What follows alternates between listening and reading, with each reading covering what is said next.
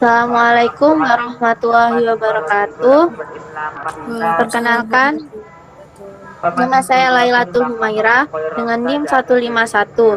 Saya sebagai moderator pada pertemuan ke-9. Pada pertemuan kali ini, eh, pematerinya akan disampaikan oleh Amanda Putri. Kepada Amanda Putri, kami persilahkan. Ah, ah, baik, terima kasih. Ah, di pertemuan 9 ini akan menjelaskan mengenai penegakan hukum dan HAM. Next.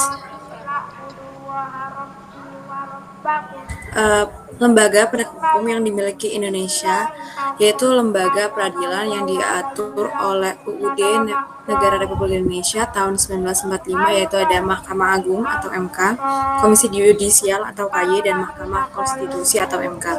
Nah, bentuk penegakan hukum menjadi adanya HAM bagi setiap individu untuk melakukan sesuatu dengan ketentuan peraturan yang berlaku. Next. Nah, penegakan hukum menurut ahli filsafat asal Jerman yaitu Gustav Rajbuk mengatakan untuk menegakkan hukum 3 unsur yang harus diperhatikan, yaitu adanya keadilan, kemanfaatan, dan kepastian hukum. Next. Unsur sistem hukum. Terdapat 3 unsur sistem hukum, yaitu pertama, substansi legal atau substance merupakan isi hukum itu sendiri. Yang kedua, struktur legal atau legal structure, yaitu kerangka atau rangkanya. Yang ketiga, adanya budaya hukum atau legal culture. Next. Faktor-faktor yang mempengaruhi penegakan hukum Indonesia. 1. Faktor hukumnya sendiri. Hukum yang diciptakan oleh lembaga dan legislatif. 2. Faktor penegak hukum yang diakui oleh pemerintah Indonesia sesuai dengan undang-undang yang berlaku. Yang ketiga, faktor sarana dan fasilitas yang mendukung penegak hukum. Dan yang keempat, faktor masyarakat, di mana keadaan masyarakat mempengaruhi berlakunya penegakan hukum. Next. Nah, tindakan penegakan hukum. Upaya penanggulangan tindakan pidana dikenal dengan tindakan yang pertama ada preventif, yaitu upaya humanis dalam pencegahan tindakan pidana. Yang kedua ada represif, yaitu penindakan tindak pidana sesuai dengan hukum positif. Next. Nah, pengertian HAM sendiri atau yang biasa HAM, kepanjangan dari hak asasi manusia yang biasa disebut sebagai kebebasan tanpa batas di setiap individu. Nah, ciri pokok dari hakikat HAM ada 3. Yang pertama, HAM tidak perlu dibeli, diberikan, dan diwariskan.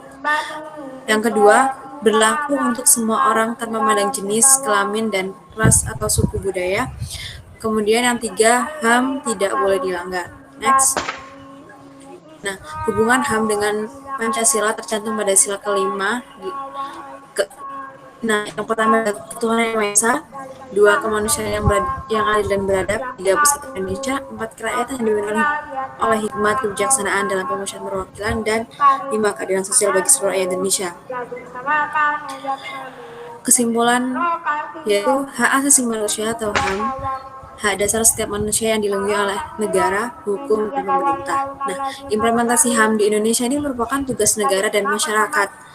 Negara melakukan penegakan HAM dan memberikan perlindungan warga dari tindakan pelanggaran hak asasi manusia, sedangkan masyarakat melakukan partisipasi dalam upaya penegakan perlindungan hukum. Baik, itu saja yang dapat saya sampaikan di presentasi kali ini. Waktu dan tempat saya persilakan kepada moderator. Baik, terima kasih kepada pemateri Amanda Putri. Sesi selanjutnya adalah tanya jawab. Kepada audiens yang ingin bertanya, dipersilakan untuk mengangkat tangan.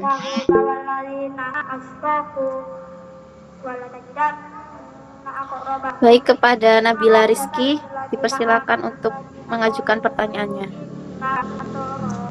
Baik, terima kasih atas tempat dan waktunya. Perkenalkan, nama saya Nabila Rizky Agustina dengan NIM 147. Saya izin bertanya, apakah penegakan hukum di Indonesia sudah optimal? Jika memang belum optimal, mengapa? Itu saja pertanyaan dari saya. Terima kasih. Baik, terima kasih. Kami tampung dahulu pertanyaannya. Mungkin ada audiens yang lain yang ingin bertanya. Dipersilakan. Kepada Habil, dipersilakan untuk mengajukan pertanyaannya. Oke, terima kasih waktunya. Perkenalkan, saya Habil Prasetyo Afrizal, tim 149. Untuk saudara yang saya screen, bisa minta tolong di slide nomor 2 atau 2 kalau nggak salah tadi. Nah, ini kan ada lembaga peradilan yang mengatur penegakan hukum ya. Lalu ada juga yang mengatur khusus HAM, yaitu Komnas HAM. Itu kedudukannya di mana ya di antara ketiga lembaga peradilan ini? Itu aja sih, terima kasih. Terima kasih kepada Habil. Kami tampung kembali. Mungkin ada satu pertanyaan lagi.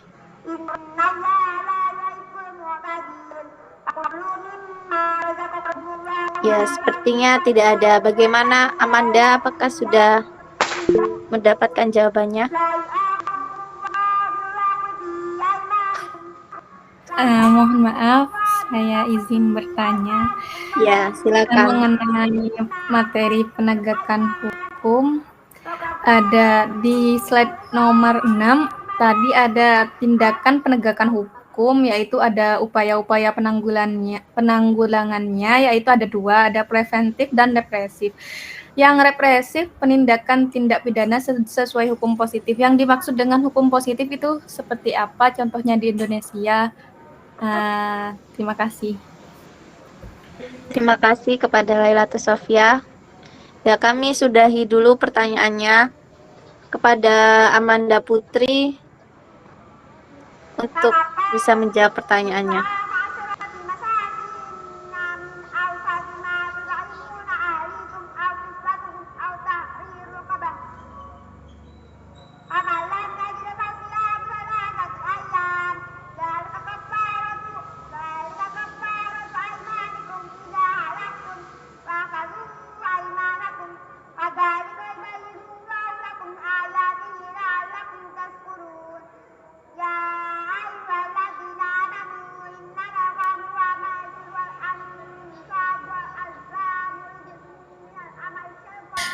Baik, izin menjawab pertanyaan dari Nabila mengenai bagaimana penegakan hukum di Indonesia menurut saya.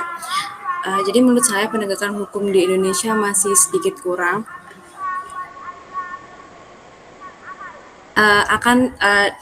Sedikit kurang karena banyak ditimbulkan karena adanya tindakan-tindakan yang seperti fenomena penegakan hukum yang melakukan korupsi dan lain sebagainya, ya, maksudnya melakukan pelanggaran sehingga dikatakan itu merupakan bukti penegakan hukum di Indonesia masih kurang. Maka dari itu dilakukanlah diberikanlah mata kuliah seperti PKN ini, di mana salah satu babnya yaitu membahas tentang penegakan hukum dan HAM sendiri. Baik, itu apakah bisa diterima oleh Nabila? Iya, makasih ya Mbak Wanda.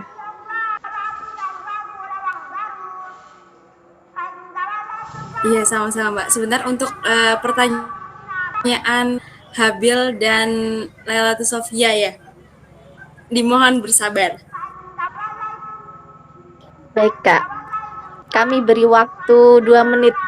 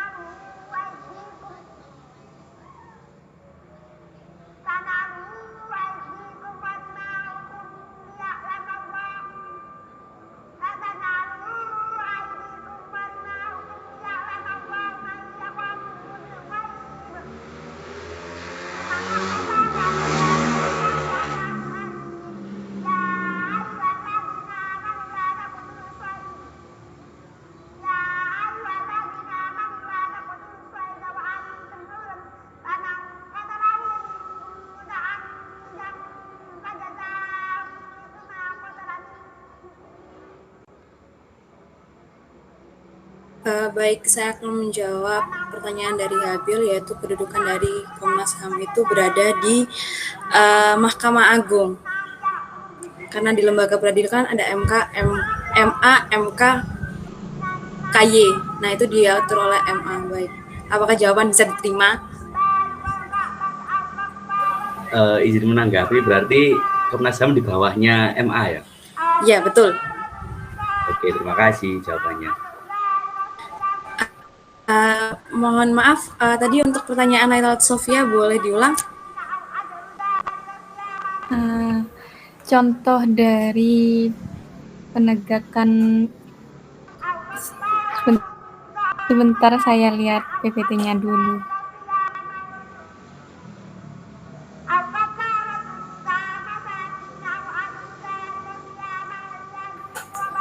Tadi pertanyaan saya itu mengenai upaya penanggulangan tindakan pidana itu kan ada dua, ada preventif, ada represif. Contoh dari represif itu seperti apa?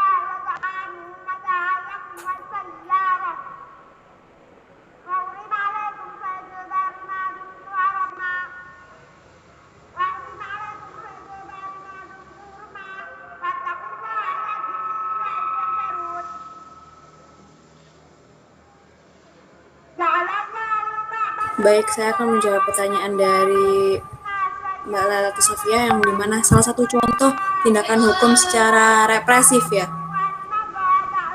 Enggih, Mbak. Tindakan hukum secara represif itu tindakan hukum yang dilakukan tindak pidana sesuai hukum positif. Jadi seperti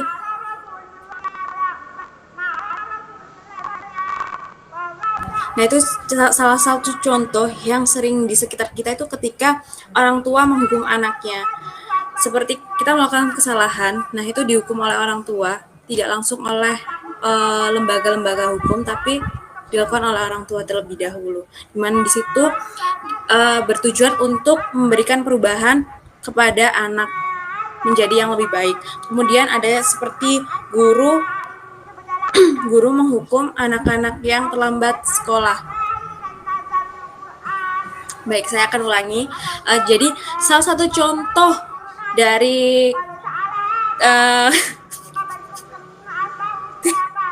tindak pidana yang represif yaitu itu yang ada di sekitar kita itu ada orang tua yang menghukum anaknya ketika melakukan kesalahan. Nah, itu bertujuan untuk memberi dampak positif, adanya perubahan positif kepada anak. Jadi tidak langsung dipidana atau dilakukan di pemerintah, akan tetapi orang tua memberikan hukuman. Kemudian ada guru yang beri hukuman kepada siswa-siswanya yang terlambat. Ya, seperti itu. Baik, apakah bisa diterima? Baik, terima kasih. Sudah bisa diterima dan sangat bisa dimengerti.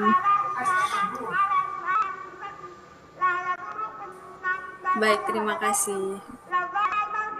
Baik, terima kasih kepada pemateri Amanda dan para penanya-penanyanya. Kita sudahi pertemuan pada kali ini.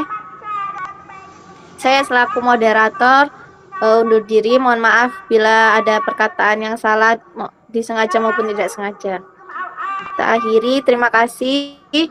Wassalamualaikum warahmatullahi wabarakatuh. Waalaikumsalam Waalaikumsalam warahmatullahi wabarakatuh.